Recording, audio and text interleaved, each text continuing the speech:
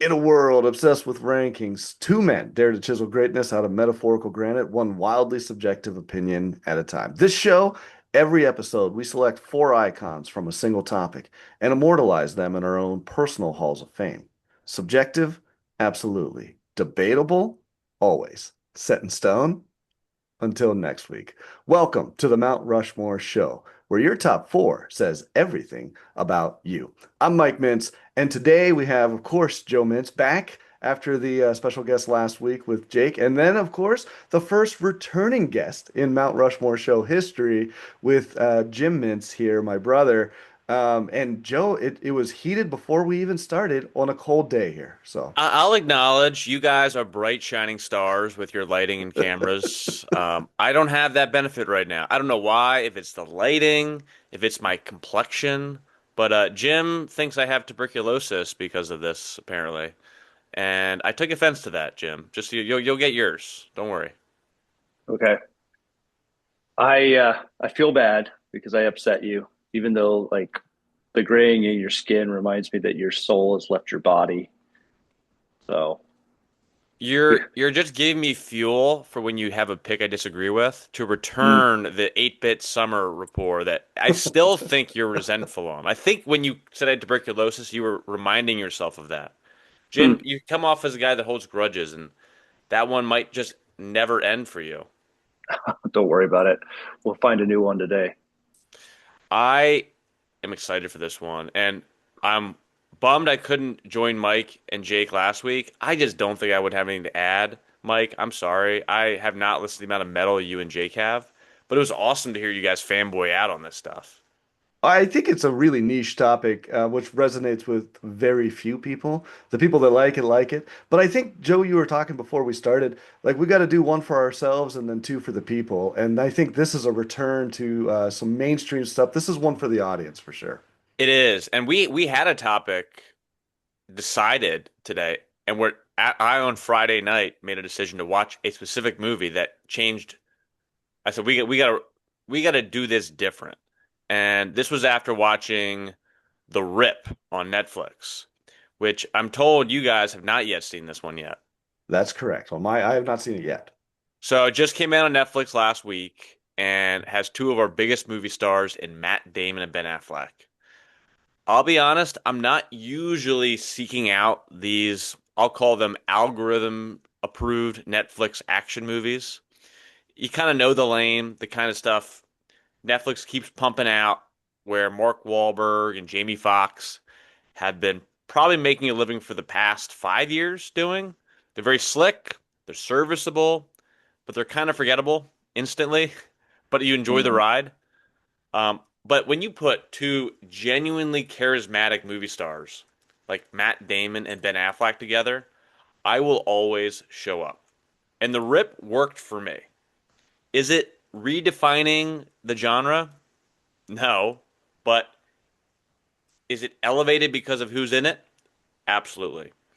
There's real chemistry, a solid twist, and enough moments in it you can kind of feel them pushing up against each other instead of just cashing a check. I'd give it a very strong B plus. And honestly, with Netflix's universe, that's a win. In January before the Oscars, also A plus beard work from those guys. Matt Damon fully embracing the gray, like a man very at peace with who he is. Whereas Affleck, I don't want to accuse him of anything, but let's just say I think some beard dye might be in the mix at that age. I don't see a fully black beard in your 50s as a grown man possible genetically. That's Highly recommend the movie though for you too. Dude, I want to see it, and for all the reasons you mentioned, and I think the idea of a B plus Netflix film is actually high praise. These movies weren't designed to be in the theater, and Damon has talked a little bit about Netflix's style of filmmaking, and so these guys can elevate that material. Plus, it's probably an hour and a half of a good time on the couch, so I'll do it. Yeah, Jim, you like those kind of movies, right? Yeah, I think when I think of the movies that you're describing, I think of two things. I want a well-written film and I want originality. And those other films with Jamie Foxx and Mark Wahlberg lack both of those. They feel like they're sequels to about 100 other films that we've already seen, and they bring nothing. They just keep trying to drive home the same nail, you know. And I'm excited to see the rip. Basically, what I read about it is you're sitting there changing your mind the entire way through the movie. Who did it? Who's gonna do it? You know, without seeing it. So I'm excited. Hopefully, it doesn't become a thing where it's like you feel at the end of the movie it could have gone. It could have been anybody. I want it to be clear, and it makes perfect sense why they chose who it was in the end. It does, and with no spoiler alert, you get the closure you want. Good.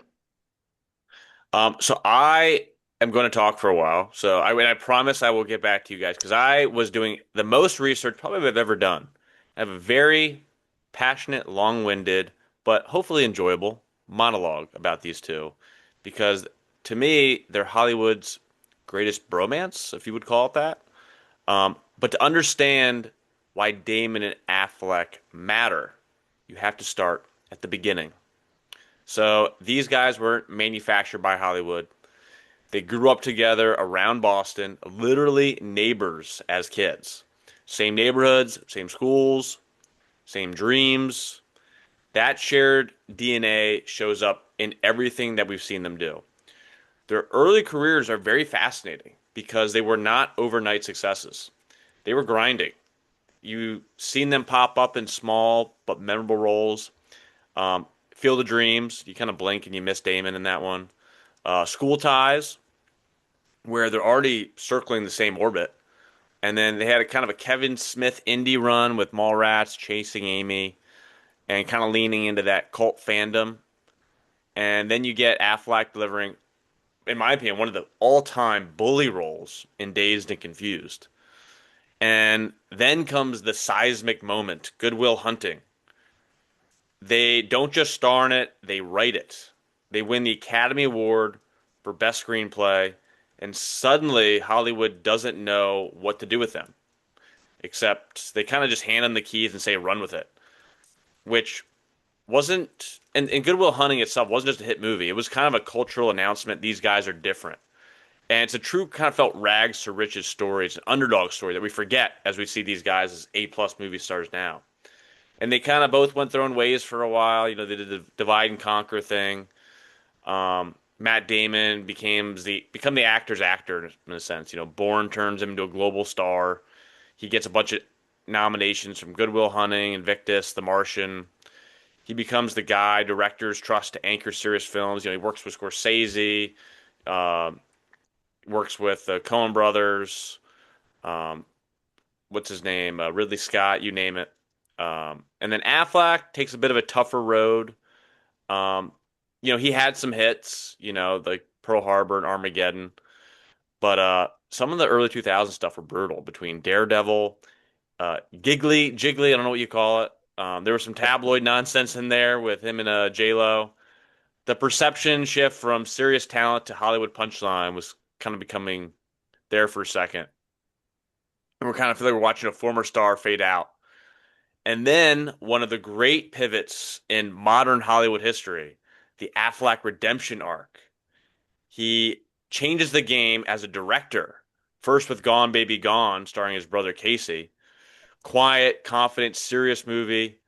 The Town, which we're going to talk about, announces himself as a real filmmaker. And then Argo, which wins him Best Picture. And let's pause for 1 second. The most insane Oscar fact ever. Argo wins Best Picture. That's the Academy Award saying, hey, this is the best movie of the entire year. Affleck isn't even nominated for Best Director. How is that possible? No one knows. The Academy just decided to be weird that year. And no acting nominations despite performances like Hollywoodland, The Way Back, that were different, unique. Took him outside the box. He had to watch his younger brother, Casey Affleck, win Best Actor at the Academy Awards for a movie produced by Matt Damon. That's enough to break a lot of guys, especially in a town of envy and jealousy and resentment. But Ben doesn't break. He's very publicly supportive, willing to take smaller roles, from Good Will Hunting, The Last Duel, Air. He's willing to direct his brother, and he's willing to let Damon lead when they share the screen. That is a lot of confidence, and says a lot about real friendship. This bromance between the two is ruthless. Competition kills relationships in this biz.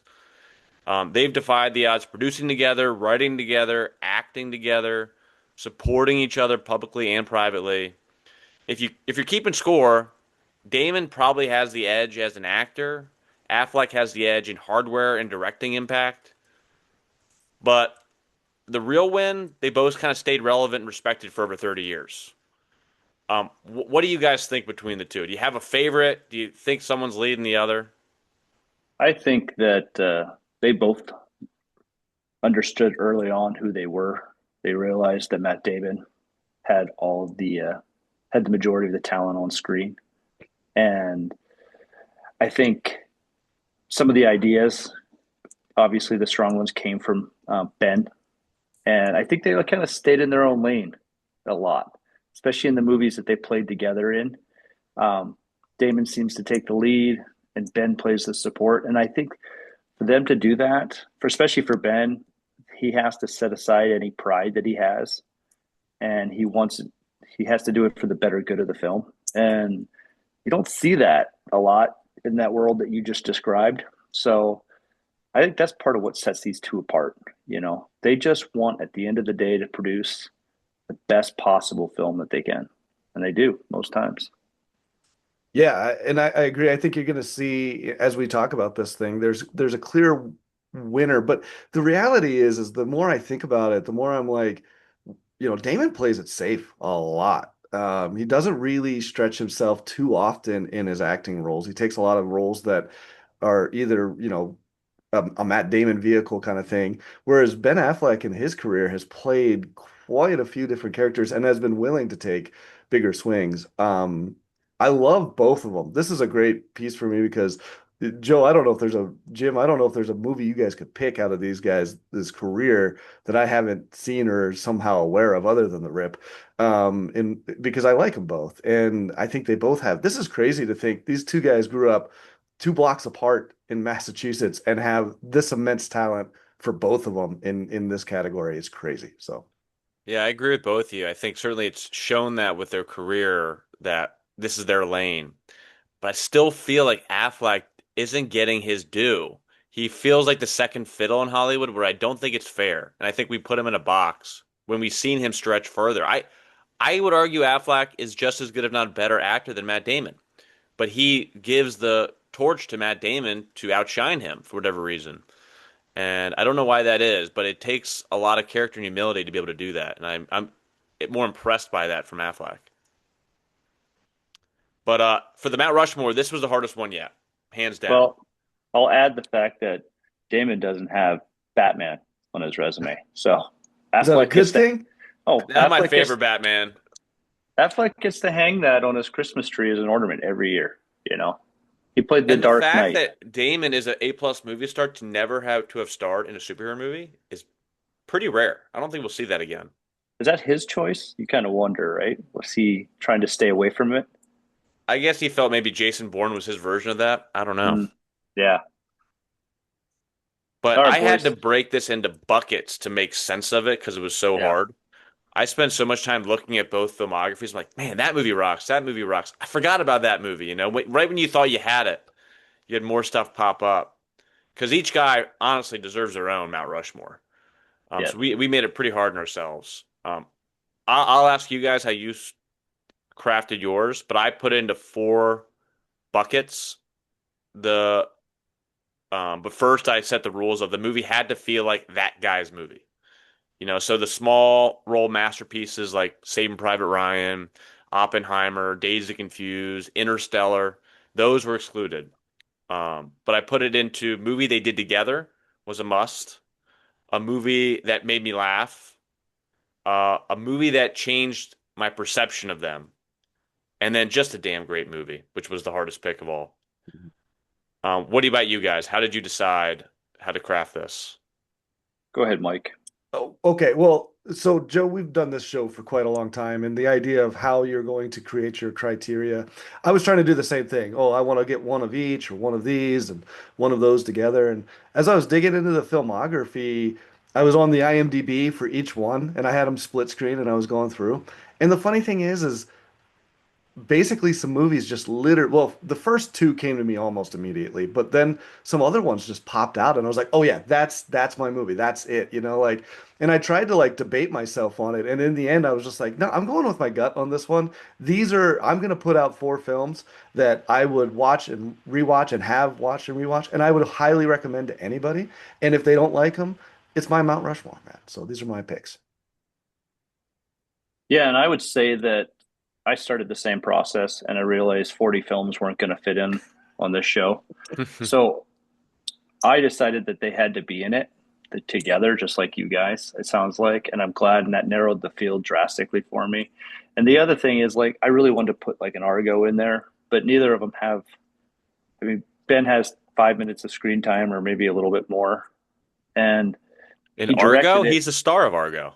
Well, he's in it, but he doesn't What? drive the film, in my opinion. He So is the face of the poster, Jim. that's true. But I don't. Yeah. Anyways, let's not debate this. Let's hold on. That's There's no debate. He's the lead of that movie. So Factually. I try not to pick films that were just directed by a guy but didn't have a minute, you know. I will agree And with you that he was the most memorable performance in the movie, let's although he get was the off of lead of it. Argo. Argo doesn't make my list, unfortunately. I wanted it to, but because of the way I decided how to do this, it wasn't going to make that top four. And the other thing is too, as I was picking these films, I realized a lot of them I liked, but they didn't have strong characters that these two played, or maybe they didn't both play. Partially because Ben Affleck played a small role, where Ben was, or I'm sorry, where Matt was had a strong role and Ben had a small role, and it was tough because I wanted them both to star in it equally. And so that changed my opinion too. And at the end of the day, I think I went the route Mike did. And these four films are four of my, favorite films ever. And they don't each have equal parts. And sometimes they don't even have that great, memorable performances in it. But they're great films. So, So Jim, if I'm hearing you right, you said they have to have worked together on the movie to make your Mount Rushmore? yeah, they have to be in it Okay, together. that excludes a lot. That certainly makes it much easier because I don't think they've worked on more than 8 to 10 movies together, if that. Not Whereas going to argue. if Mike and I are picking from probably 180 films. Yeah. Well, and like I said, I wouldn't say that I wanted to make it easy on me, but after looking at 140 films, it made it a little too hard, and it So was it was hard. overwhelming for sure. Yeah, and also the Mount Rushmore felt like it could be four different Mount Rushmores. You felt like you could do a Damon one, you could do an Affleck one, you could do one where they wrote or directed the film, or you could do one where they just both starred in it, like I did, and yeah, it became too much, and I still had to like get down from 8 to 4, and I did that, so I'm proud of myself. But let's cut. be honest, even though there was 140 films, I mean, we can cross out a lot of them, right? I don't think any of us are putting The Rainmaker on there Yeah. um, or even some Well, of the ones on your list, there's some good ones they've done together, some questionable ones. yep. Let's hear what you got.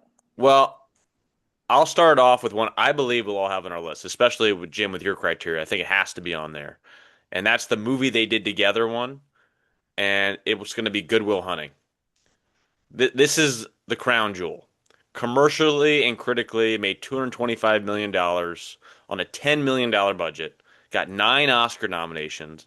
Won Robin Williams for Best Supporting Actor, his first and only, and won Best Original Screenplay with one of the greatest Academy Award winning Oscar speeches. Because they all pretend, like, oh, I didn't know, I didn't prepare anything. That felt genuine. Um, Culturally, I think about the lines and the scenes because this is a movie I've rewatched several times in my life at different points in my life. And each point it resonated in a different way. From the scenes of how do you like them apples? It's not your fault. It makes you smile, laugh, maybe cry, all in the same movie. It impact wise had instant legitimacy, gave creative control to these guys, opened every door imaginable, and today it hasn't aged. It's still enduring. I could watch it today and still feel like I did when I saw it over 10 years ago. Yeah, I agreed. think It it's made my top four as well, Joe. And um, I love the fact that it had such a great cast, besides just the two of those guys who have such memorable characters, with Will Hunting and Chucky um, Sullivan. I also love, obviously, Robin Williams, and Skarsgård is in it, and Minnie Driver. Great cast. And the fact that it's kind of I've call it a what do you call it, underdog story. So we in this country love that story, and that it has the great end. It has what you want in the end. So fantastic film. Made my top four for sure. well, I'm glad it's on the list. Unfortunately, this one is just outside. I wanted to pick one. Whoa. I know, and I realize that might be a shock to people, and it's not because I don't love Good Will Hunting. I do. I'll give my reason when I pick my two-hander there, but great movie and for all the reasons you guys said. Affleck and Damon. This is kind of their together for the first time on film, and it's a huge hit for them. It You don't count really, Field of Dreams or School Ties? well, yeah, Mike's that's Mike, by fair. you not putting it on your list, that's just setting up for us to tear you a new one, dude. I think a lot of people. I think that if we did this show 10 years ago or earlier, this would have been a no-brainer. I just feel that after this movie, I feel they did a lot of stuff that I really like more. This is right outside of what I'm doing, and this is the problem with two actors that have such a filmography. But that is not a knock on Good Will Hunting. It's a fantastic film. You guys talked about the lines. I got to go see About a Girl. The performance from Robin Williams was an all-time Robin Williams performance. I consider it his magnum opus. If you were ever to say, I'd tell people watch all his funny ones, and then when you want to end it, watch Good Will Hunting and his performance in that. It is heartbreaking. It's tragic. It's a wonderful, like you said, underdog story of a kid that's kind of a savant that's super intelligent, but is the janitor at the school. It's a great movie. Great movie. Just outside of my list. Joe, do you I feel like want to hear your four before I judge you. If you have like the Monuments Men instead of this, Mike, that's when I might tear you a new one. But there's so much to pick from. I can't criticize quite yet. I don't know, Joe, I feel like he looked at them, said, well, I'd like to have that one, but everybody else is going to pick it. So I'm going to pick a different one so I can actually have five where I can comment and talk about this one. Jamarcus Russell all over again, huh? Yeah. This is not, I'm not trying to get a fifth head here. And I realized that this one was going to be picked, but that is not why it doesn't make my list. I'll explain, but All I'd like right, to get people, into it. remember he did review it, even though it's not in his top four. Yeah, So you did have a lot of analysis on a movie that's not on your four. I almost feel like I need to go with my next pick so that you guys can tear me apart. I Hit it, think. Mike. This is your All right. first. We're All right. done. So I didn't have this to be my first, but because of this conversation and where it's headed, I'm gonna go. This is my two-hander, both Ben Affleck and Matt Damon. This is 1999's Dogma. This is the Kevin Smith film, and I understand right off the bat.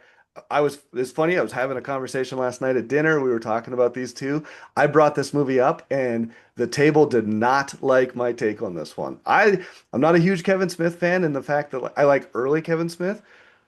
I love Dogma, and if you haven't seen it, that's probably by design. There is no streaming versions of this allowed. The Weinstein Company owns the rights to it, and they have killed this film. It is a religious satire, a real takedown of the Catholic Church.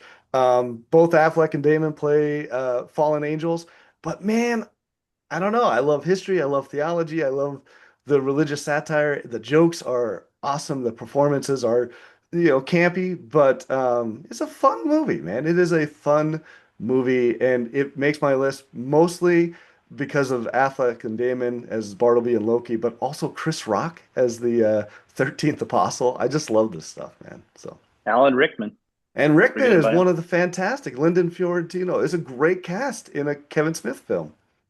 Oh, I'm going to start by saying Dogma is underrated. And as I was doing research, I was watching some Is like it in your YouTube top four? clips.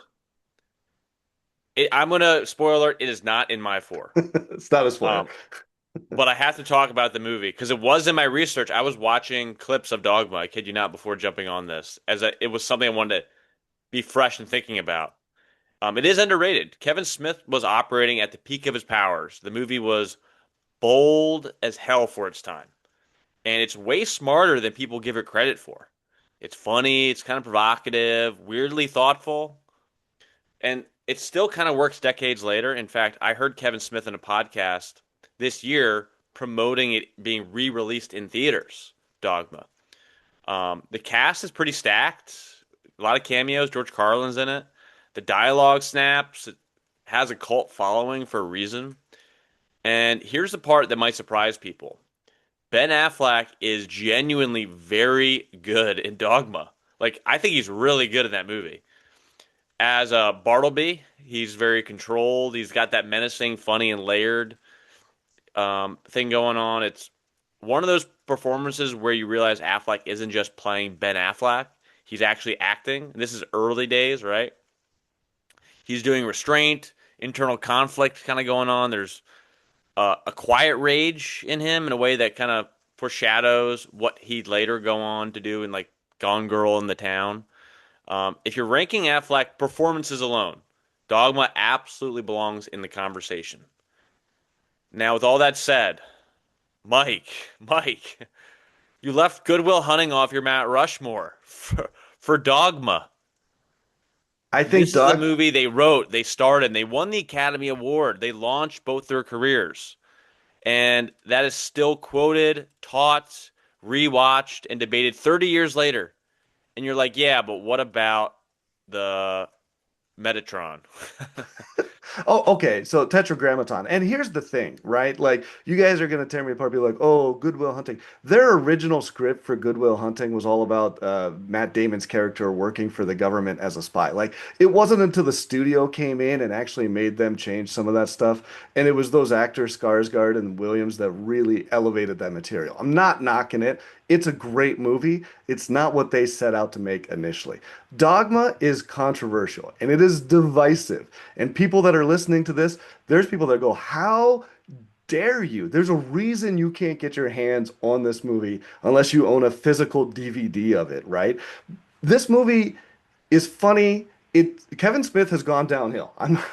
I wouldn't say anything really since here, but this, like you said, this was he was at the top of his game. And I just like it more. And maybe because it's funnier, Good Will Hunting's the noir. This is the satire-filled, fun, ironic piece that takes down history. And I love the fact they were protesting outside of this movie. Kevin Smith pretended to be a protester outside of a movie theater and was actually interviewed by one of the local news stations who thought he was an actual protester. And it's just this beautiful piece of irony. I love it. I know it's not everybody's, but it's my pick. Dogma's a great cult movie. Good Will Hunting is a cornerstone of modern American cinema. One is a movie where people discover on late night cable and go, wait, this is actually really good. The other is a movie that changed the trajectory of two lives in an entire era of Hollywood. If you're carving faces into stone for eternity and aliens land on Earth in 500 years and they say, explain Matt Damon and Ben Affleck to us, you're not starting with, so they're fallen angels arguing theology in a Kevin Smith movie. You're like, no, there was a janitor at MIT and then yada yada. That's the movie. That's the story. That's the myth. But I'm glad you took one for the everyone else on this podcast right now to put on your list so we could talk about it. But I'm not putting that on my Mount Rushmore, my friend. Well, Hey, I mean, you Joe, go ahead, Mike. worship those golden calves of Good Will Hunting. You know, I'll be the heretic in the room. So, Jimmy, what are your thoughts, man? Well, first of all, Joe, you're wrong. Dogma made my list. What? And Well, Whoa! for Jim, he keep in mind he could only pick from the ones they did together. Mike, oh, you is had that the right? world at your oyster. You're There's no hedging. surprise here. You're Maybe, hedging, Joe. maybe that's part of it too. Dogma. So when picking this short, small list, I still try to. Maybe I hate. I don't know if I tried, but I'm happy that they're all different. You know, there's some drama, and then there's this comedy in there. And I love the fact that this was the only one that I felt was so strong with being comedy, but yet the banter in that film between the two of them was perfect. That's what drives that movie for me. And I will say this about the whole religion thing. And we go to see films in the theater. I sit there with my popcorn and my soda, my feet up on the chair in front of me, bothering the guy there. And I do that to get away from reality. For 2 hours, I don't go there to watch Star Trek and think, well, this is reality. This is going to happen. So I leave that at the door, and I'm amazed that so many others can't do that. And if you like to play politics and think that you're all about one thing, but you can't watch a movie about the other side, then you're wrong, because that's what film is. It's somebody else's point of view, and you either enjoying being in their world for 2 hours, or you can't. You can't separate. You miss out on a lot of good films that way. Their their performance together is fantastic. It's well written. It's got everything that you want. An all star cast. Um, so I'm in 100%, Mike. It made my top, and I like to believe it would have made my top four if it hadn't fallen into that criteria where they both had to be a part of it. So I'm glad it's on the list. It doesn't surprise me that it's on the list. It just that it's taking the place of Good Will Hunting is my problem. That's I all. agree. I can't believe. I just think Mike wanted his own monologue. You took it. He doesn't have one, and he wanted to create a fifth one, a fifth movie. So Well, I'm glad it was discussed at the very least. But Mike, and you'll be able to look back and be like, man, I'm on Desert Island and I have to rewatch these movies, and you're stuck with Dogma, and you don't have Good Will Hunting. I feel bad for you. But my next one, because you're down at two, Jim, you're at one, Mike, is the one of all you could probably criticize because I put it in a bucket, right? I was overwhelmed with the amount of great movies they were in, so I had to choose a category that was a little more narrow, and that's the movie that made me laugh. Because this is not Will Ferrell um, and Seth Rogen we're talking about here. These are mostly dramatic actors, but have shown at times they can stretch some comedic chops. And there was some competition on this one. I love hidden gems like Extract. I think Ben Affleck is hilarious in that. I think there's a lot of movies both guys have done where they're not traditionally comical, but they can show their self awareness. Even Stuck on You, I've seen a lot. But the movie I chose is a Steven Soderbergh film that they've worked together already previously in Ocean's 11. And Matt Damon did something brave, and that's The Informant. Oh yeah. We're talking about Jason Bourne, movie star, good looks, right? He gains weight. He looks aggressively average. Completely dismantles his movie star persona in this movie. And performance-wise, he's clever. He's self-aware. He's genuinely funny throughout. It didn't explode at the box office, but critically it was praised. And over time, it's become a cult favorite. This is Damon kind of reminding everyone I can disappear if I want to. I love this movie. I've seen it a lot. But as I exclude other great movies on this list, I only did it because they weren't funny, and this one was. I love this pick, Joe. The Informant's a lot of fun. It's also, well, like you said, this might be the most stretching that Matt Damon's ever done in his career, at least as far as I can remember. And I almost kind of forgot that he was in it. I always think of this movie just in general terms of what was it, corn price fixing is what they were doing, and how ridiculous his character is, where he just continuously is like embezzling money throughout and never seems to get the idea that what he's doing is hugely illegal. He just seems I don't know if the term is like ignorant because at the same time it feels like he knows that he's doing it wrong, and that's where a lot of the comedy comes from. It's not a comedy that you're gonna go in there and it's like a laugh a minute, a bunch of jokes and punchlines. There's some layers here that are worth peeling back, and just some great performances. Wow, that's a really interesting pick, Joe. I like it. I'm going to I would. assume neither of you have it on your list. I do not, no. So It hasn't even made the list for me to watch yet. So Well, it's not even I possible for your criteria. right. Well, and I would like to point out, and I told you guys this before we started the show, that I felt like there I wouldn't be a good addition to this cast because there are several really good movies by these guys that I have not watched. The Talented Mr. Ripley, Extract, The uh, Informant. The Informant, as we just found out. And I knew early on when I started looking at this, oh man, how can I exclude some of these films that have such great praise? And that's a big part of too why I went the way I went, because I haven't seen these, and I'd feel bad not picking them without knowing. So no, nothing to add, Joe. I'll add it to a list that I will watch eventually, though. Well, that puts me at two, you at two, Jim. Mike, let's hear number two. And we know All what it right. not is. Yeah, well, okay. My number two, and this is a Matt Damon vehicle. This is Rounders, 1998 poker film, underground. Uh, Edward Norton. This movie, I love this movie. I've seen it probably 100 times. If you've never played Texas Hold'em, by the way, you're wrong. It's the greatest. Well, like they say in the movie, it's the Cadillac of poker, right? This movie created a craze of Texas Hold'em for where I lived. Everybody started playing it. There were tournaments. There was everything. It became this huge thing, and it's a lot of fun. If you don't know, it's gifted underground poker player played by Matt Damon, who is indebted to this really shady Russian guy, the Teddy KGB, played by John Malkovich, doing a delicious Russian accent, by the way. Pay him his money. That was terrible. Edward Norton there is the warm. I love everything about it. It got some mixed reviews, becomes a cult hit. Many professional poker players say this movie inspired them to become professional poker players. And while not the most famous director on this list, John Dahl is from Billings, Montana. So I mean that's a win. It's a win-win all the way around. Rounders is easily on my list for the best of these movies. It did not Mike. make my list, obviously, for the criteria that I made, but it would have made my top. It probably would have been right behind Good Will Hunting otherwise. But don't you feel, Mike, that this is a sequel to Good Will Hunting? This is where Will Hunting wound up after MIT. Doesn't I he was play a very similar character? You feel like this is where he took his talent afterwards. Am I wrong?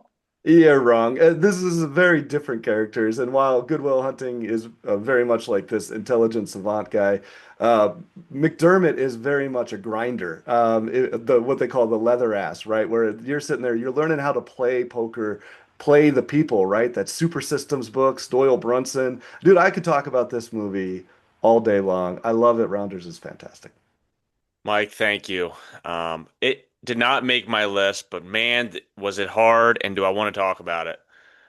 This is something we can agree on. I've got no beef with this one at all, Mike. In fact, um, it's a movie I absolutely love, and selfishly, think it's the most rewatchable. It's one of those films that kind of lives in a very specific lane. It's not a massive box office hit. It wasn't an awards darling. It was massively influential, and it might be Matt Damon's coolest movie. Um, you throw it on any time of day, and suddenly you're in. It's one of those movies I remember watching on cable. Like I got shit to do today, but that all goes out the window as soon as I get caught in this rounders trap. You're just in it, man. The dimly lit poker rooms, the late night diners, underground New York scenes, Russian mob basements. You absolutely should not be in. It just has these vibes, whether you're in it the whole time. And I love that Mike McDermott character. It's perfect. It's smart but flawed, confident but kind of reckless, and also just arrogant enough to get himself in trouble. It felt transitional too. You feel like Damon was evolving into this kind of, I'm gonna say, prestige drama guy into a movie star who can carry something that's slick, stylized, and kind of masculine, but not cartoonish about it. And then I love Edward Norton as Worm. I mean, one of the best supporting roles. Chaos, no breaks, the friend you absolutely should not trust. And then John Malkovich is great. One of the most ridiculous but very unforgettable accents in movie history. I pay him his money. That's Like, much better. Much I wonder better. how the dialogue read for that. Is it good? Is it bad? Doesn't matter. It's just iconic. And it wasn't a huge box office movie, but it changed culture. Like the early 2000s poker boom. I have not played poker not thinking about rounders ever. It's the unofficial Bible for poker players. Um, I there's lines in that movie along with swingers that are still quoted in casinos and card rooms. Um, I would argue this movie did for poker what Top Gun did for aviators. It made the lifestyle look dangerous, cool, and romantic at the same time. Um, I did make my list because there's too many bangers to pick from.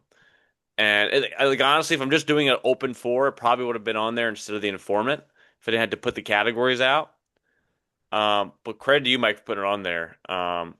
And I do love the take, Jimmy, on it being kind of the sequel for Good Will Hunting. I don't hate that. I never thought about it. It is about potential. Then Rounders has what happens when potential goes unchecked. I think it kind of holds up when you think about Will Hunting to Mike McDermott. They're basically the same guy in different cities. Both naturally brilliant guys. They both hate authority. They both believe they're the smartest guy in the room. And they both sabotage themselves out of pride. Um, the only difference is Will gets a therapist and Mike gets a poker table. If Will Hunting doesn't meet Sean McGuire, Rounders is exactly where he ends up. It's Boston versus New York, same brain, different arena. Will uses the math as his battlefield. Mike uses cards. I love it. Good take, Jimmy. Okay, Joe, I got to rip you mostly because that took forever. Keep in mind that wasn't your pick.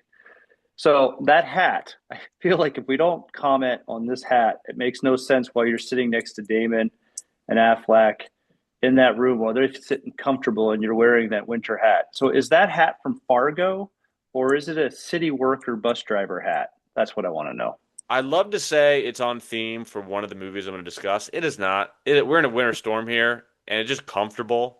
And I'm surprised it took this long to acknowledge the elephant in the room of me wearing it. It's hard to take you seriously with it. I'm not trying to be took serious. I'm just trying to say things and things I'm passionate about two iconic movie stars. And hopefully we have more in common there than different. Because Jim, you're saying that to me after I agree with you. Because there's a lot I could No. disagree with. Yeah, I just kind of see Ben and Matt looking around and wondering if everybody else in the restaurant notices you with your hat on. You know, they're We're in wondering. Boston, man. You don't know. I mean, they're wearing jackets. They have better hair to flock, maybe. That's all. All right. Sorry for the rip. Felt like it needed to do something there. And we had to bring up that hat. Well, I'm glad we picked Rounders. That's two of a piece for us, right? Jimmy, why don't you give us your third? Okay. Ready for this one? Is probably not in there for you guys, but The Last Duel, directed by Oh Ridley yeah. Scott, co-written by both Affleck and Damon. So the fact that they both co-wrote that felt like it had to get in there. It, to me, great drama, little action. The film recounts the events leading to the last officially sanctioned trial by combat in France, told in three chapters, each presenting a different perspective on the same events. I wrote that down so I could read it to you guys. The movie Thank you. Thank you. also has Adam Driver and Jodie Comer, and great cast, interesting film. And I think when you're watching it, it's one of those films that you start out, you think you know what's going to happen, and then you get that third and final perspective, and you don't know who the good guy is anymore. And you walk away thinking, I guess at the end of the day, Jodie is the only one. You know, her character, she tells the truth. And it feels like at the end of the day, you don't get a win-win. You almost kind of you get a win, but you feel like you lost, you know. And it's a strong film. So I put that in there, and they're both in it. So that's why, and made in 2021 too. So pretty good stuff, guys. Mike, does this make your list? It doesn't, but it was circling. I'll be honest. This one was right on the edge when I was trying to figure out my two for this one. I feel like I might be the target audience for this particular movie. With my history education background and my knowledge of this time period. And also historical perspectives, man. Ridley Scott's a master at these things. I love The Last Duel. I don't think it's probably for everybody. The thing I love about it the most, like Jimmy was saying, was that idea. It's broken up into 3 points. You see three different perspectives. So you hear the same story three times essentially. And each one is titled like the truth according to this guy, and then the truth according to that guy. And the third one from the girl's perspective just says the truth, right? And I think it's just this phenomenal little piece. Bit of movie history trivia. Everything about it is historically accurate. I mean, with degrees. The biggest liberties taken are with the duel itself.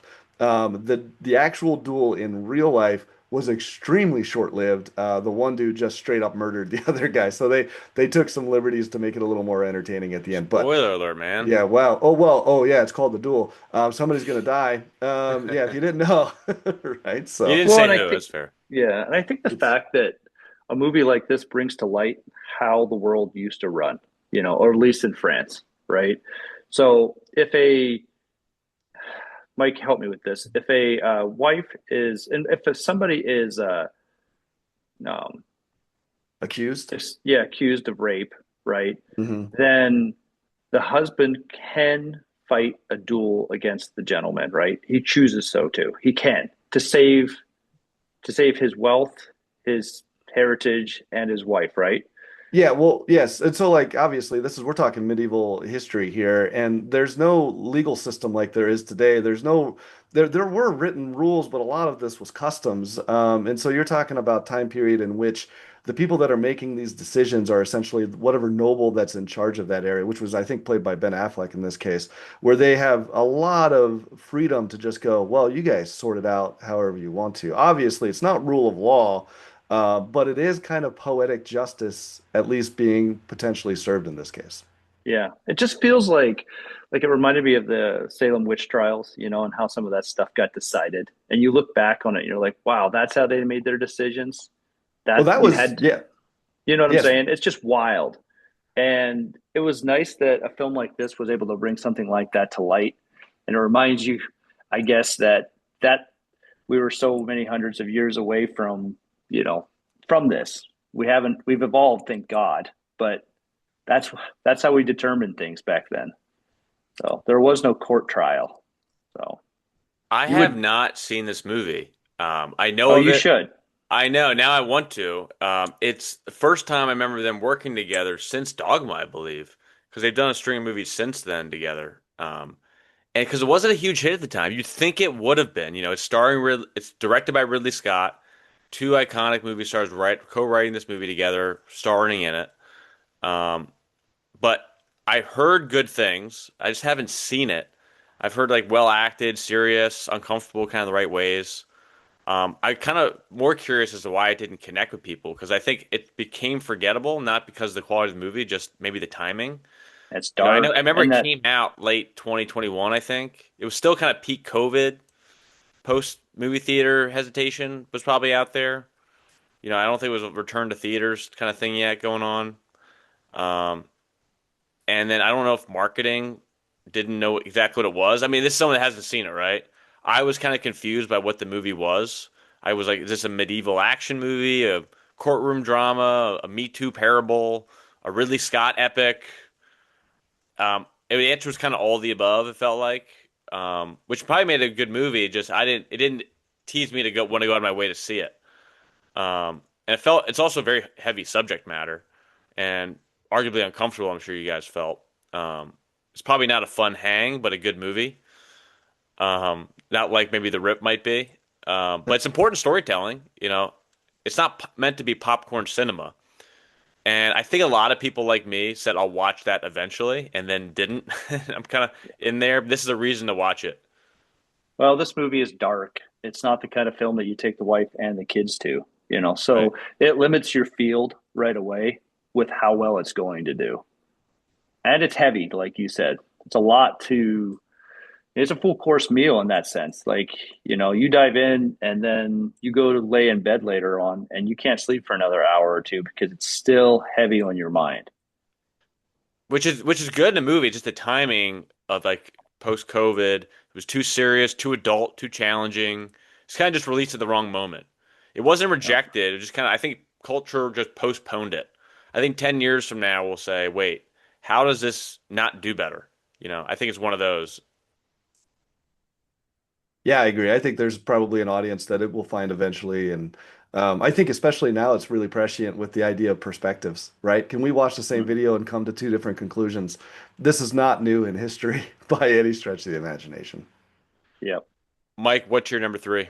Oh man, I get to go again. All right. Well, I'm gonna pick. This is one of my just straight up favorite films. I know we kind of talked at the beginning and we were saying, Matt Damon is better than Ben Affleck. Well, my favorite film on this list, and this is personal to me, is The Town. 2010. Ben Affleck directed it. I think it was the second movie ever directed, co-wrote. This is, if you don't know the story, this is about bank robbers out of Charleston, which is a neighborhood of Boston, which has a massive history of criminals, specifically Irish criminals. This is a fantastic film from front to back. I love every minute of it. It's volatile, it's violent, it is a heist movie, it's a neo-noir. It's got one of the best performances from Jeremy Renner in this movie. He steals every scene he's in. They got a full-on finale heist, but there's some history here that even makes it that much better. The trailer claimed 300 plus professional bank robbers in Boston live in Charlestown. That was an exaggeration, but here's the history. A tight-knit Irish Catholic neighborhood where career criminals were not uncommon in the 70s, 80s, early 90s. Real story. Back in the day, the FBI confirmed that more armored car robberies were tracked back to Charleston than any other location in the United States. And if you don't know the history, the people that lived in Charleston would keep it secret. They would not snitch on the people that lived there, even though they lived among them. There's the famous scene where the guy is reading the newspaper and he sees the robbery happening and he goes right back to reading the newspaper, right? I love this movie. I love the storytelling. I love it. The Town is my all-time favorite on this whole list. The Town would have made my top three if we would have been wide open. Uh, it is it is Heat set in Boston and new cast, slightly different idea, but felt very much like that. Love Heat. Can't wait for Heat 2, if that's even real, thanks to AI and the internet. But yeah, it has everything like Mike said. Great performance, great movie, good storytelling, rewatchability. Seen it 8 times at least. So good to go there. Couldn't Joe, agree more. Joe, that's how you do it when it's not in your top four. You add, but you move along. You're right. I was long-winded. I'll admit, in hindsight. Thank you for checking me there, Jimmy. I'm not going to fight you on it. I think you're right. But this is on my list, so I get a monologue here. This is the one, along with Good Will Hunting, where I thought we would all equally share. Jim, unfortunately, you couldn't have it on yours. And then Mike, for whatever reason, skipped Good Will Hunting, as we're not going to go back on because that could be another 20 minutes. But this is one of my favorite movies of all time. It's a movie that just worked.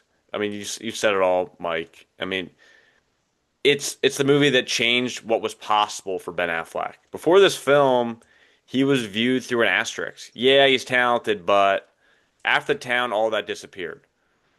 He directed it, he co-wrote it, he starred in it. Awesome Boston crime story. He got underground with real Boston crime people.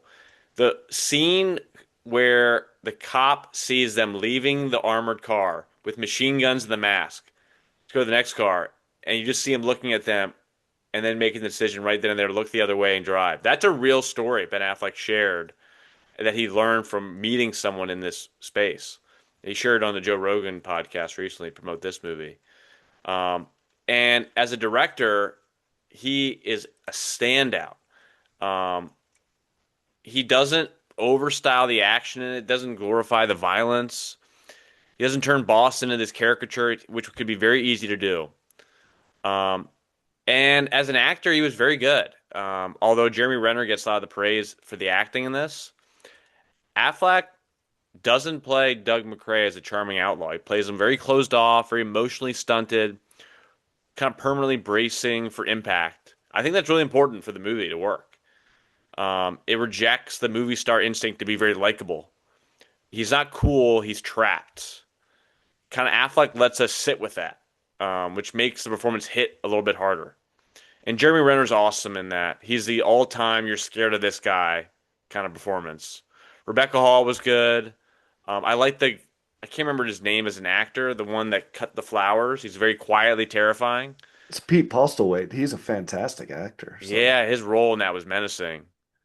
Um, and I always felt like Argo, that we briefly talked about, which is not on my list, that won him the Best Picture, snub for Best Director, was kind of a makeup call for The Town. I feel like The Town was really the movie we're going to remember most for Ben Affleck, although he had all the awards and accolades for Argo. Yeah, and isn't it funny how we talked about Ben and he'll sit back and let a film take over and be not be more than the film, and that's a great example. He's in this great film, but he doesn't come across as like the guy you might remember the most, like you said, Jeremy Renner. Just I don't know. I respect Ben more and more listening to this and listening to these movies that he winds up in and but or wind up being better, and he has this less is more kind of feel, in here. So sorry, I added more. Joe, you can rip me No, now. this is the best movie on the list. This deserves its own. We probably spent too much time discussing Dogma, but Oh, this deserves probably more time. But it's just a great movie, and I think everyone listening to this has probably seen it. out of all these movies, I think if you haven't seen any of these, you got to go see Dogma. That is so worth it. It's just so different. And that's what I want to say about Mike's pick there. God, I'd put The Town on that list, man. If you haven't seen any of them, watch The Town. So So, Jim, I can almost guarantee I know your next pick because I'm you sure have a you very do. small criteria. And it's also a good movie. It wouldn't have made my Mount Rushmore. I know it didn't, probably didn't make Mike's.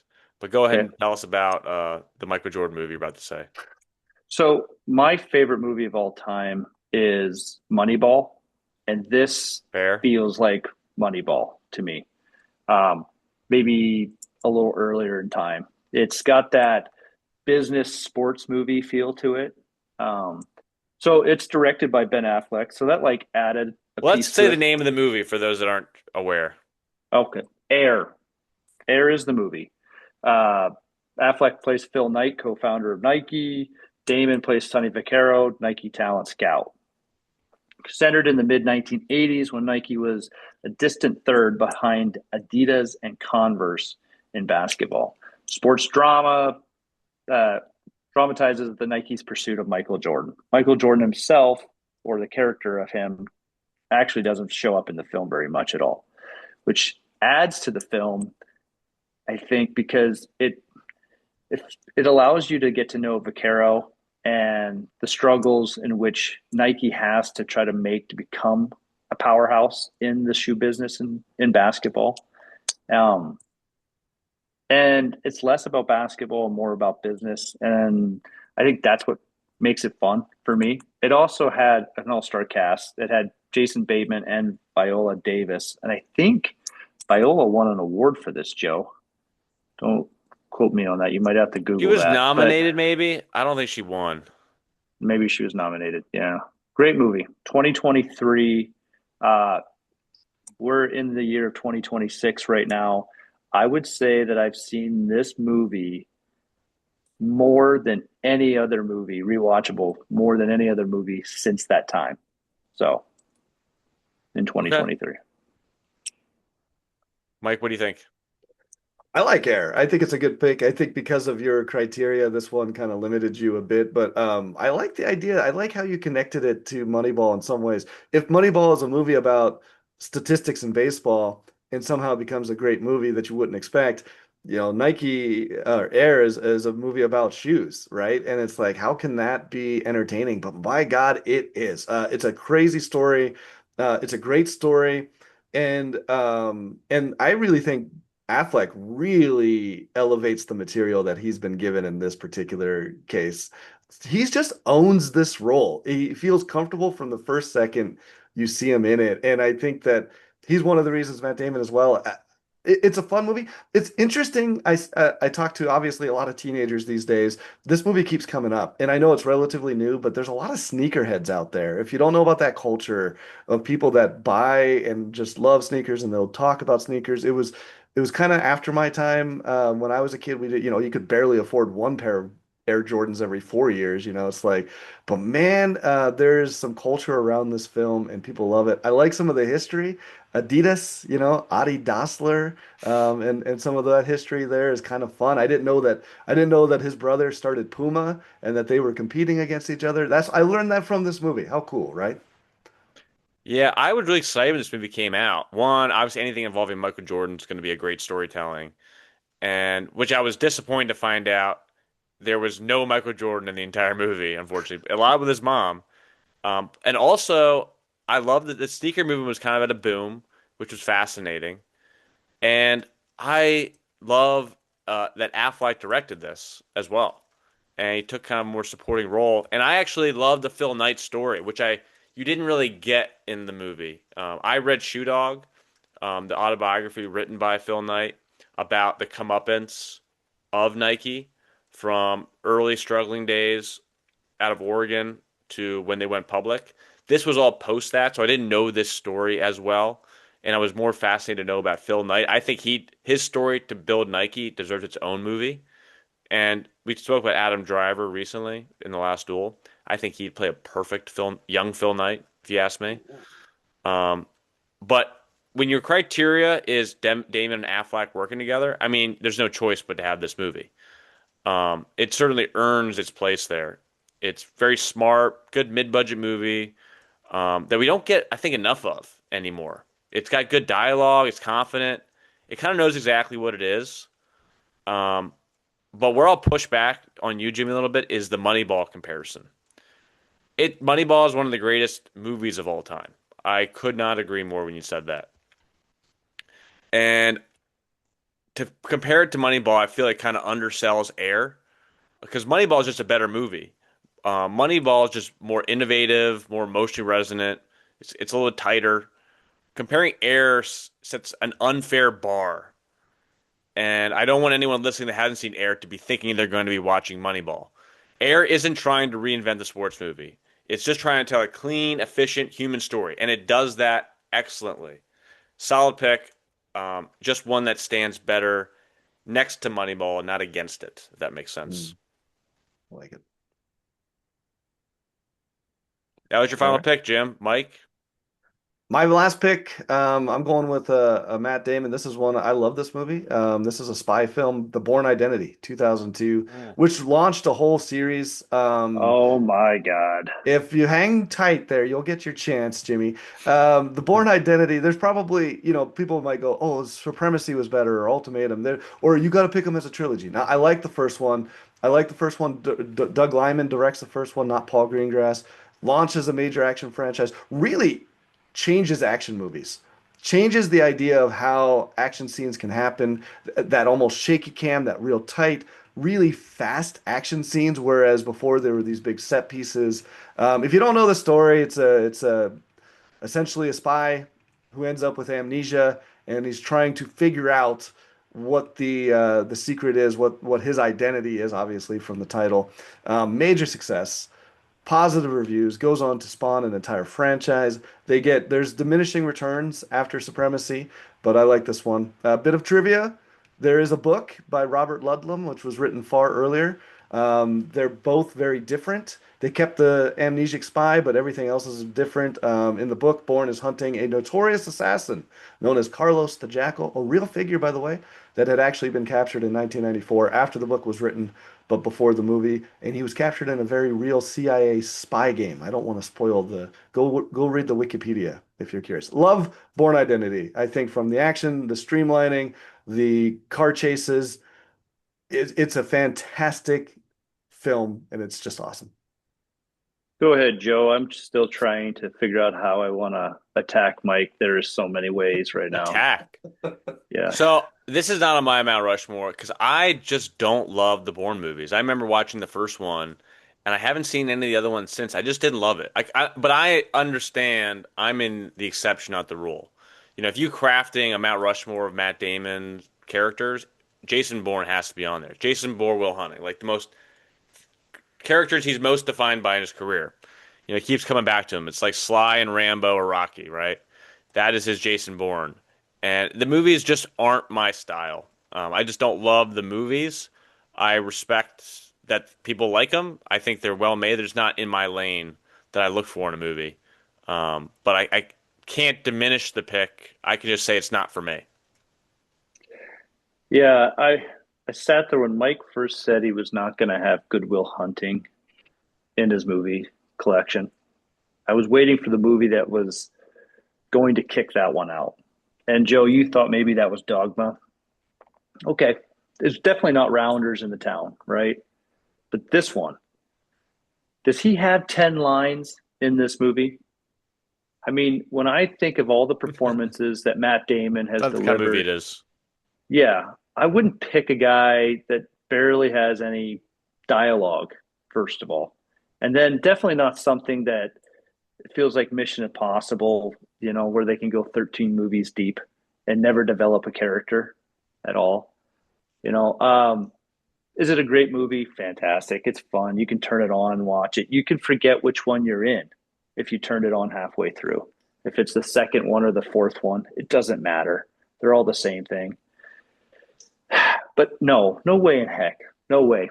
No way it makes top four with any criteria. He doesn't deliver anything in this movie. I think that's what I keep coming back to. He's a robot. And anybody could have played that character. That's what I think of. In fact, Ben Affleck could have played that character. Oh, Or wait, I I think he did in The Accountant. I disagree. I don't disagree with your viewpoint that he's a robot. I think that that's the character that he was playing. He was a programmed spy. I don't want to spoil anything, but there you also touched on a movie trope that I actually kind of really enjoy. It's the John Wick. It's the Rambo style where you let the other characters build the mythology. And you have the main character. This is Reacher Says Nothing. If you don't know what I'm referring to, the Jack Reacher books notorious for Reacher not talking, right? This is a way to build a character in a very beautiful way. The Bourne Identity is all about that central mystery. Why isn't he talking? He doesn't know who he is. Most of his conversations are trying to unravel that mystery. I love a good central mystery. I love a good action flick, and this pairs them both together. It's also a bit of a thinking movie. You have to try to figure out how the CIA is tracking him and what he's going to do, and the back and forth. It's a game. And yeah, I disagree, Jimmy. I think this is a fantastic film.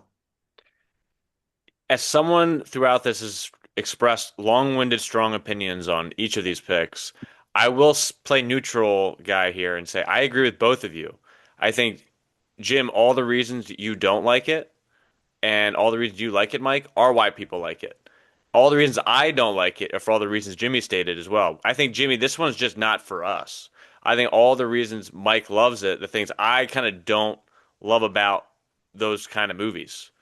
Like people love Mad Max Fury Road, right? I don't think Tom Hardy speaks in. I love Tom Hardy, and you'd think great movie, great star. It just doesn't work for me. It's not my kind of movie. I just need a little more depth to the character with words and not just visual and action in between to read between lines. Which Mike, you've been able to enjoy, which I just can't. Mike, let me ask you this. From a guy how many of these Bourne Identity movies have they made? Four. Well, five if you count I'm the sure they're Jeremy filming one right now. Renner. Yeah, yeah. Okay, so They four made with Damon. they made Four with three Damon. good ones. Yeah, yeah. Okay. So let me ask you this because you love this movie, I right? do. This made your top four. If I think I Mhm. most were people would on this list, to be honest. if I were to choose one of the four movies and I synced it up for you right in the middle, and I paused it, had you walk in the room, and I said to you, you have 30 seconds for me to, I'm going to push the play. You have 30 seconds to tell me which one of these movies of the Bourne this is. Could you do it? I could do it with this movie. Two and three, directed by Greengrass, I agree, are very formulaic and almost impossible to tell the difference between them. This one is Doug Liman. This one sets a different tone, has a different color scheme. I see where you're going, Jimmy, and I agree with you. I think there's diminishing returns in the Bourne series, It but this reminds is the me of, catalyst. yeah, it reminds me of the same problem I have with the Mission Impossible movies, the the Fast and the Furious films. They just kind of feel like they're all conjumbled together. And when I think of a great movie, I don't want to be struck by the fact that I can't tell them apart, you know, from It the sounds like movie. you have more of an issue with chronology of movies. Like whenever there's more than three or four, you're just out at that point. No, I'm good with that as long as they distinguish themselves, from each other. Absolutely. If you think Rounders had four movies, you probably wouldn't like Rounders as much. It might make a stain on it. Like, I'll take Rambo for example. If you watch all the Rambos, similar to Bourne, First Blood is so much different than all the others. It's like a Exactly. dark, gritty drama about a guy with PTSD, and then just turns into junk action with machine gun and guy Agreed. oiled up, shirtless, right? It all blends together. Whereas it kind of puts a stain on how good the first one was. I actually think it adds to why the first one's so great Hmm. because it's so different. But But yeah, not I the think case here, is what you're saying. yeah, I wanted to add something, Joe. Do you think Rounders needs a sequel? No, I don't. That's No, what makes it so great. Is sometimes you just leave exactly. it there. And I think Born Identity probably should have been that, and it's put a stain in people's mouth that it didn't. Mhm. Yep. Without repeating myself, I won't go on, So I don't have any more to add to that. you Well, know. you both just did four, right? You're both done. Yep, we're done. Yep, we're done. How Um, about you? my last pick, um, I'm sure many people have seen. Jimmy, I wouldn't be surprised if you didn't, but it's a movie you should. It's Gone Girl. Oh, it's good. Gone Girl, and this was a really, really hard pick because you have so I much to pick just from, right? I Joe, was just thinking before of you get all, going, I yeah. just want to add I have seen this one. Okay, good. I'm impressed with myself now, but go Well, ahead. I was going through my list of just a damn good movie, and I'm thinking about The Departed, and he's great in that. But I've already done The Departed on two other Mount Rushmore, so kind of didn't want to go into that diatribe again. And I'm thinking Ocean's 11, and I was thinking of Rounders, all these movies I could put on there, and I kept coming back to Gone Girl. It's a rare movie that dominated pop culture when it came out. It's also aged very well. I've seen it a few times now, and it still feels very uncomfortable in the right ways. It's not just a thriller. It's kind of a cultural mirror. That's why it belongs to me on the Mount Rushmore. And Fincher and Affleck felt like a perfect casting alchemy at the time. One of the great underappreciated aspects of Gone Girl is how perfectly cast Ben Affleck is in that. I think Fincher, I've heard different things about how he works with actors, he understood something crucial. Affleck's public persona, the scrutiny, the suspicion, the tabloid baggage he dealt with, it helps this movie looking at him knowing all those things about Ben Affleck personally. The character he plays, the man who looks guilty, even when he's telling the truth. Affleck does not fight that energy. He very much leans into it. To me, that's not laziness. That's self-awareness, and why I love Ben Affleck so much. It works because Affleck understands exactly how he's perceived and uses it as a weapon. It kind of reminds me of how he was in The Way Back, if you've seen that movie. He was just out of rehab when filming that movie, dealing with the same alcohol issues that we all publicly knew about while he's wrestling with them in the movie. It's, to me, a movie about performance, both on and off screen. You got the image, who gets believed and why. Every character in that movie is performing. Amy performs the victimhood, Nick performs innocence, the media performs judgment. It felt so modern when it came out, and why it still feels modern now. Um, and Fincher's at full command in this. We could have our own Mount Rushmore David Fincher movies. He's one of my favorite directors, but he's doing what he does best. He's in the pocket here, and it did well. Made 370 million bucks at the box office. It got a bunch of Academy Award nominations. Unfortunately, not Ben Affleck, snubbed again. And it did a lot for Affleck's career. He didn't need a redemption arc anymore. He already directed The Town, won Best Picture for Argo. He already had proof that he could anchor a major film, um, carry uncomfortable material. But this is some grown man acting. It's quiet, intentional, unafraid. It belongs to the mountain. Rewatchability, memorable. It's technically just well crafted and made, and still talked about decades later. It's a movie only this version of Ben Affleck could make work, and that's why it's on there for me. Go ahead, Mike. This is going to kind of sound surprising. You're going to be like, how could you give that review and not put it on your list? But I think Gone Girl is a damn near perfect movie. David Fincher, he's had such a More we perfect than could. Dogma? Okay, so this is the thing, right? When we're talking about a show like this where you're putting things in and it's going to be like, well, how come that doesn't make your list? These things are tough to kind of like fit into certain different, circles and square holes. And certainly this one was circling. This one was right on my edge of like I wanted to put it in and then I was like, but I got the town. You know how these things work, Joe and Jim, you know how they work, right?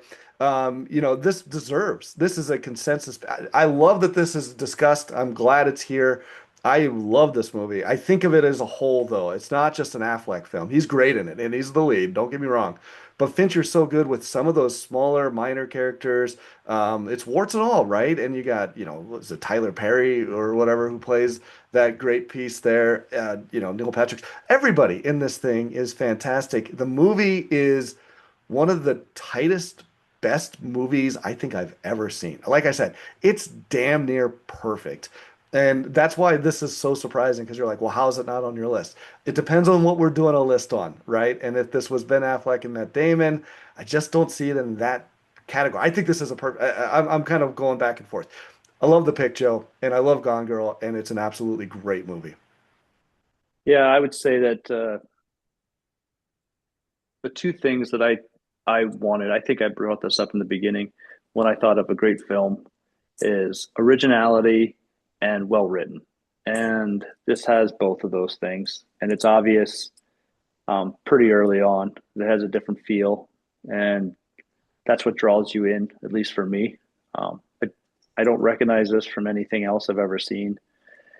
And it makes me wonder if we'll remember Ben Affleck for two things. Not a great actor necessarily, but a teammate of a great actor and also maybe one of the best writers in film history. You know, not the best, but one of the better ones. Kudos to him. Great film. Well done. Uh, like you said, the director was fantastic. And I'm glad Ben handed that over to him, or maybe the studio did. Either way, so he could focus on his role in that movie. So great pick. I don't know if it ever would have made the top four. It's tough, but it would have been right outside for me if it had not made it. Well, that's our picks. I mean, and the future's still bright for these guys. They're not done. I would argue they're at the peak of their powers now. I know they signed a multi-movie Netflix deal through their production company, The Rip being the first of those. And now we got Christopher Nolan's The Odyssey. I've only seen the trailer, and it looks like it could be one of the defining projects of his career. Um, I can't wait for that movie. He looks awesome in it. Nolan looks like he's incredible in it. Great cast. But we could have a whole different Mount Rushmore if we do this a year from now, based on that movie Yeah. alone. Joe, have you seen that small indie film? I think it's an indie one with Ben Affleck where he owns a pub. The I Tender think it came. Bar. Thank you. That's it. Yeah. Have you seen that yet? I think he wrote that, right? Or I directed believe it. he might have directed it. I didn't finish it. I didn't love it. Okay. See, I was just thinking about how if Ben Affleck is attached to a film as far as either writing or directing, I'll probably always watch it moving forward. Sure. And that was one that I had read about. I read something. He was part of it, and so it kind of disappoints me that you've seen. I haven't seen it. It disappoints me a little bit that you've watched some of it and you couldn't finish it. So that's sad. Yeah, I wanted to like it more. I think it Okay. was it was less. I just didn't love the kid character as much. I didn't know where it was going, and don't get me wrong, I enjoy a good coming of age tale. It just felt a bit more of a caricature of a coming of age tale than it felt genuine. When you have an expectation of watching Gone Baby Gone, The Town, and Argo, he took a totally different shift into Tender Bar that I wasn't ready to go on with the expectation of what I'd seen previously. I think I would have enjoyed it more if I didn't go in expecting The Town and Argo. You know what I mean? Yeah. I'm going to ask you guys one last question here. I'm curious. Would you rather, would you be more excited to watch a Matt Damon, uh, blockbuster hit movie starring Matt Damon, or would you rather be more excited to watch a Ben Affleck directed or written movie? Oh, that's a good question. I think I'd like to see either of them, and I think that's the point of this episode, right? Is these guys are great for their own. That's a very diplomatic answer. Ultimately, it comes down to the material. I want to see the Odyssey, right? But I also want to see whatever Ben Affleck's going to do next too. I want to see it all, man. I'd like to see both. So Yeah, and I'll be honest, Ben Affleck can be a great director, but he's not a 100% batting average director either. Like Live by Night was kind of a stinker. I think Air was good, but nothing beats The Town. I mean, it's just he has it's not like Christopher Nolan and David Fincher and Scorsese where it just seems like it's the same hit after hit. I think he peaked a little while ago and he's not living up to that same bar as of yet. He could change my perception with the next movie he directs, but it doesn't make me think any different of The Town as a movie. And I think Argo was fine and it's still good. Number two fiddle to The Town, but that movie and even I loved Gone Baby Gone. I think it's a great movie. But those three are kind of the defining movies for him, but he's done a lot since then that just aren't that. Yeah. Do you think it's funny that Argo had all those accolades and it didn't make anybody's top four? I know. So he It's gets snubbed again. That's how hard a list this is, man. I mean, I didn't have rounders in mind. You know how hard that no. was? Yeah, Looks like somebody's. Oh, go ahead, Mike. this was a hard list. But this is our mountains. Joe, did you want to round us home and then we'll send it out? We gotta probably roll wrap it up here. So Yeah, but this is a long one, folks. So thanks for hanging in there. And I'm still shocked none of you gave me crap for The Informant, given all the great movies we're talking about. But I told you my reasoning behind it. Um, Overshadowed. yes, but looking forward to these two guys, the next chapter, especially with the Odyssey. I recommend watching the Rip, especially if you're like me, snowed in today before football starts. Last thing I'm going to close with, unrelated. We got football today. Championship games, AFC and NFC. Jim, Mike, give me your predictions. I hate these four teams that made it here. I'm disappointed. I'll just leave it there. I'm disappointed. Is I there a thought that Montana team? Did you expect the I Dolphins to be here? What are we saying? when I saw the list of the playoff teams coming in, I didn't think we'd end up with these four teams. It's been an exciting playoffs. It The, has, the one and but two seeds going against each other. I would but I say this is just expected outcomes. expected is in football is never expected, right? It's any given Sunday. Anything could happen, but man, the teams that were exciting, I just feel are all gone. Yeah, I think I'm excited, not for the teams, but for something new for Super Bowl and for an entirely different championship weekend. So that's awesome. I think one game will be fairly close. Of course, I could see these games both being close or both being um, what do you call it? Blowouts. Shootouts. Yeah, but at the end of the day, I think Seattle is going to win. I don't think that one will be very close. I predict that the offense isn't going to travel well with the Rams in Seattle, and I think Denver wins a sneaky close one at home. Okay, now I go the opposite. It's going to be Rams Patriots in the Super Bowl. Sorry. And I wouldn't doubt that either.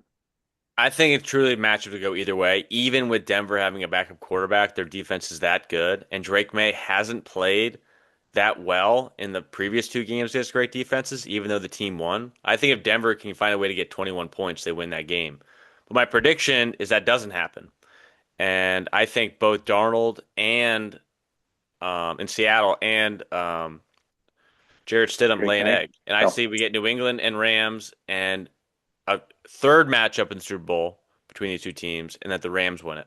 And then Stafford wins MVP. And I wouldn't even be surprised with all his injuries that John Elway's and Peyton Manning's his way off into the sunset here. Well, we got to go off into the sunset. You've heard our picks. You've heard our picks for playoffs. You've heard Damon and Affleck. Some of us put ourselves into a box and said they had to be in the same movie together.